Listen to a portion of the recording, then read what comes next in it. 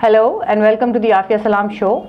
And today on this show, I have with me Michael Kugelman, who is the Program Associate, South Asia Program Associate at the Woodrow Wilson Center in Washington, D.C. in USA. And welcome to the show, Michael, and it's good morning to you. Very early good morning. Yes, thank you, and good evening to you. Thank you for having me. Thank you very much.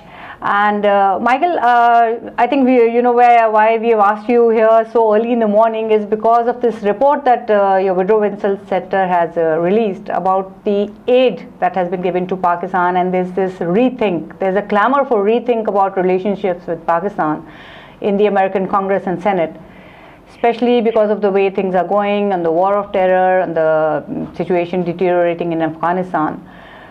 So you've been in Pakistan, and you have been in Pakistan twice or thrice in connection with your research. So how do you view these kind of relationships, and especially in the context of the recent deterioration that has taken place post the NATO attack on a Pakistani checkpost which killed over 25 of our soldiers? Sure. Yeah. Well, I mean, as you know, as your viewers know, here in the U.S. and in the West generally, it's assumed that in Pakistan all there is a lot of problems, a lot of violence and terrorism and militancy, and that, of course, is true to an extent. Sure. But one thing I've discovered on a very personal, general level when I've been in the country is that and it sounds cliche to say this, but there's much more to the story than that. I haven't been there in the last year, and when I know that the situation has deteriorated to an extent. Right. But I've enjoyed, for example, some very pleasant walks in parks in Islamabad. Even as an American, I haven't really had to worry. Again, this was before things changed for the worse a bit more. But on that level, there's definitely a disconnect between what we hear here and what is actually occurring on the ground there. Okay, I'm sorry, but is there a deliberate attempt to only project a certain kind of Pakistan to the American audience, and especially to the American audience, which is the decision maker in things like aid?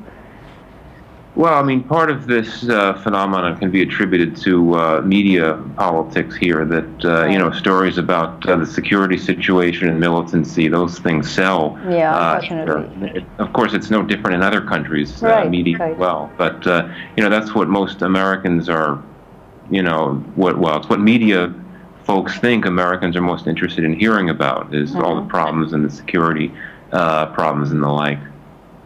Well, the relationship has soured from both sides. Like, the Americans think that Pakistan maybe is an ungrateful friend because it has helped us so much, and yet it isn't really doing as much as it should in this war on terror and in trying to stabilize this region. And Pakistanis, on the other end, think that they really have suffered in this war. I mean, I think the largest number of casualties, over 35,000 people, have lost their lives just from the time that America entered that region. So if there is this kind of an anti-American sentiment every time somebody comes and says, do more, so maybe the Pakistanis are justified, they feel they are justified in having those kind of sentiments. But there's another level of interaction here. Now, we are not only talking of military aid and terrorism. Now, the American aid, especially the Kerry-Lugar-Bremer bill, was basically providing aid to shore up Pakistan's civilian setup.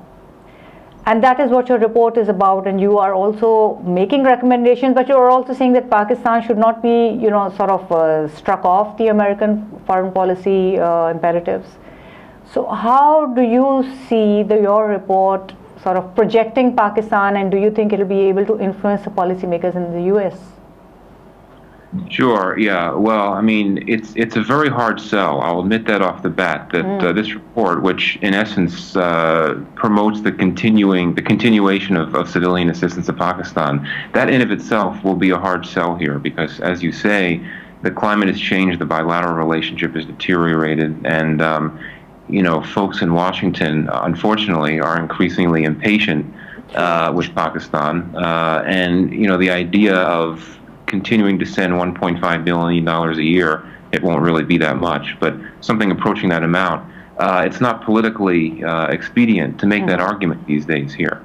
But we really think that it's important that, for various reasons, that American civilian assistance continue, and it be separate from all considerations about the security situation on the ground. Okay. That's why we think that despite what's happened in recent weeks with this this awful NATO raid, true, and all the Mike Mullins accusations, absolutely, Raymond Davis, all this stuff, that should not affect decisions about civilian assistance.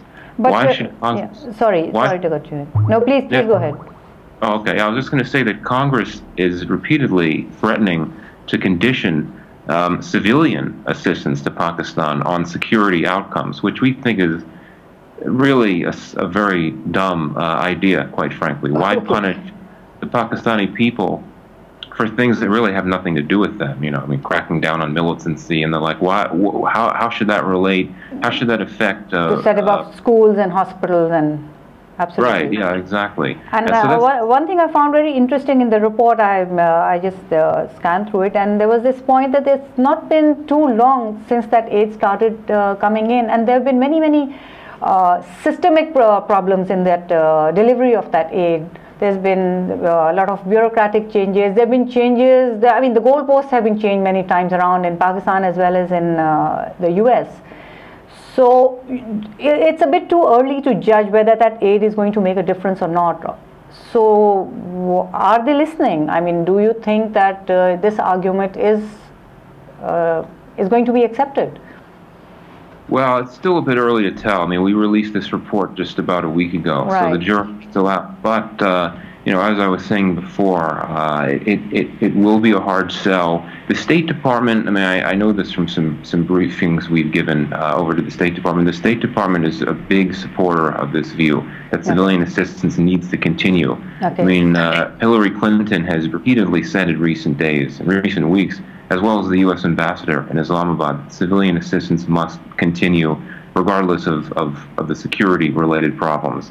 Where it's going to be a bigger problem is on the Hill, on Capitol Hill, where congressmen have, the ability to cut off or to reduce assistance. And again, that makes perfect sense because these congressmen have constituents that are increasingly impatient. Many of them are suffering from the U.S.'s own economic problems. And as I was saying before, the argument to continue to provide this aid to a country like Pakistan, which for many Americans is not a particularly reliable ally. Reliable ally, right? Exactly. It's a very hard sell. I think that elsewhere around the U.S. government, there's a lot of support for our plan, though also a lot of reality-based skepticism that it's a great idea, though given the current situation, is it really realistic? So there's definitely a lot of support from the government. But do you think that now that the U.S. is entering an election year, and actually so will Pakistan be soon, hopefully, that makes it more difficult to sell? Because the emotions are running high. There's always this aggro in the attitudes of all the constituents as well as in the candidates, and they make these claims and counterclaims. So do you think it's going to be more difficult to sell Pakistan's case during the election year in the U.S.? Yeah, unfortunately, I think you're right. It will be more difficult. I mean, based on the reports we've heard over the last few days, that President Obama was not initially apologized. He didn't want to apologize to Pakistan for the NATO raid because of political considerations. He was concerned that he would be seen as weak and that Republicans, not his party, the opposition would use that to make him look bad in election campaigning, which I just think is very, very unfortunate. So yeah, you're right. It's definitely going to make things more difficult with the election campaign gearing up here. Okay, could you just tell us, for our audience's benefit, the major recommendations that this report makes about the kind of relationship that Pakistan should have with the U.S., in which fields the U.S. should continue its assistance, and why? Sure. I mean, in a nutshell, the report is meant to be realistic. I mean, we're humble. We realize we're dealing with $1.5 billion. It's a lot of money, but in the context of Pakistan's economic needs, it's not a tremendous amount in the context of economic challenges. And also we're realistic given the state of the bilateral relationship and also given the state of the economy here. In the U.S., that's right. In the U.S., right. So therefore, one of our major recommendations is for all U.S. aid to be co-invested by Pakistan. In other words, we call for any U.S. aid project to be funded as well by the Pakistani government or by Pakistani funding, generally speaking. We don't think, if Pakistanis don't think a project is sufficiently important for them to fund, then we definitely don't think it's important enough for U.S. government or U.S. taxpayer money to fund. So what kind of an equity basically are you looking for? What is the percentage of the equity in this? Well, we don't go into that many specifics. We didn't want to get into that, but we just think there should definitely be some sort of buy-in from the Pakistani government. And to be fair, U.S. aid is already subscribing to that model in some of its projects. For example, we just heard the USAID Afghanistan-Pakistan director a few weeks ago say that there's a major project in South Waziristan, a dam project, the Gomal Dam, that is being paid for by both countries. I don't remember the exact percentages, but it's encouraging. But that is the model basically that you're looking at. Well, right, yeah. I mean, that's that's the model basically you're recommending. Yes, exactly, right. We also think that aid should be refocused, and this is perhaps one of the more provocative recommendations we make. We argue that a lot of the large infrastructure projects, energy, water management, these are funded adequately by a lot of the multilaterals, by the Asian Development Bank, for example. And we think that this finite amount of money that the U.S. is dealing with, this $1.5 billion, should be refocused to urban areas where, as you know, there's a lot of potential there for growth, but there's also a lot of poverty in Pakistan's growing cities. So we talk a lot about... the cities are growing because I think it's by 2020 it is said that 60% of the population will be urban-based, peri-urban and urban. Exactly. And I see in your report that you have also focused on the you've emphasized that peri-urban areas should be the focus of further development, because that is where the poverty grows, and poverty then leads to so many other socio-economic problems and also criminalization and the related problems. Right. Yeah. Exactly. So we call for a lot of focus on youth organizations in cities. We call for funding or supporting vocational training programs, literacy certification programs for the poor and for women. Again, these are areas that we know other funders are involved with, but not to the extent that they need to be compared to these large, major, quote-unquote, high-impact, high-visibility projects, which the U.S. government likes to talk about. But in reality, there are other folks that are doing a pretty good job funding those types of things. So basically, the people who have a greater footprint on the ground, you want to go in with them. You want to partner with those organizations who are already present there and are working on the ground in the communities. Is that? That's right. That's correct. And again, well, yeah, that's correct. Okay. And what kind of a reaction have you had from the Pakistan side? I mean, you are giving me the US view, of course, because you're sitting over there. But once the report was released, because there are some things which the Pakistan government is doing, you have recommended it shouldn't be doing anymore. And the aid should be focusing on making the Pakistan government change that. And one example is the Benazir Income Support Program. And I see that you have said it shouldn't be a handout, and that money should be used for empowerment or some kind of funding which can help them in employment and livelihood. So what has been the feedback from the Pakistani counterparts? I'll be honest with you that the feedback from the government, the Pakistani government, so far has been quiet. And again, it's early. It's only been about a week since we made these recommendations public. But some of the responses from Pakistanis, not necessarily government officials that I've spoken with, is a mix of what you could expect. Some skepticism. Why are we really making these regulations? It's all a ruse. It's all an effort to buy off. So basically the atmosphere of mistrust exists from both sides. So maybe it's going to be a hard sell even this side, trying to get those recommendations to be implemented. So do you see any partners here, either in the civil society or in the media, to take this message forward?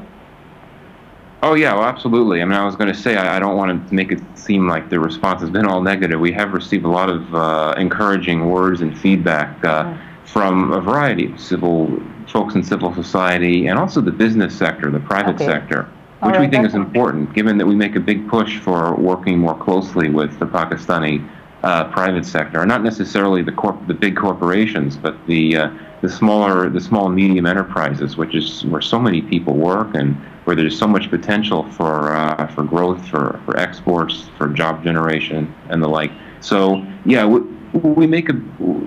definitely hoping, we're connecting with media, with Pakistani media, just at this early stage to get the word out, to brief them in terms of what we're doing. And we've tried to do this through writing various pieces in the press. Well, I hope this is going to be serve as also another medium to take your message across and to get some thought process going to see how these things can be worked out, because Pakistan is important for US and US is important for Pakistan, no matter what the rhetoric says. And I think we both have to work out the differences somehow. So right. So thank you so much for joining us and explaining to us what this report is all about. And I think it's all about keeping in touch and keeping the channels of communications open that sort out misunderstandings. So thank you very much, Michael. Thank you, and have a good day. Thank you very much. You too. Thank you very much.